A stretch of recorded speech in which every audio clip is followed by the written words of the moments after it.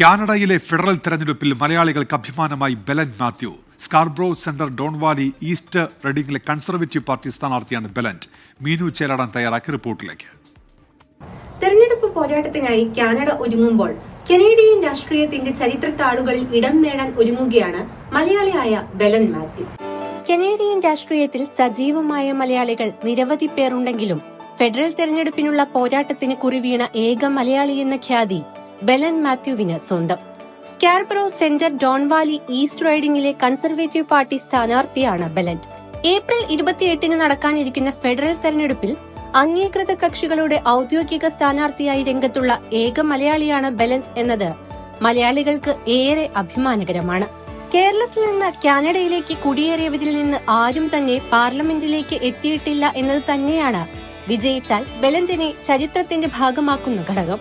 Cricket കളിക്കാരൻ കൂടിയായ Belant Toronto Malayali Samajam joint entertainment convener, Canadian Cochin club advisory board അംഗം എന്നിങ്ങനെ വിവിധ പദവികൾ അലങ്കരിച്ചിട്ടുണ്ട്. കാനഡയുടെ രാഷ്ട്രീയ ഭാവി പ്രവചിക്കപ്പെടാൻ ഇനി ദിവസങ്ങൾ മാത്രം. ചരിത്ര താളുകളിലേക്ക് ഏതൊക്കെ പേരുകൾ എഴുതി ചേർക്കപ്പെടുമെന്ന് കാത്തിരുന്നു കാണാം. മീനു ചേലാടൻ, 24 USA.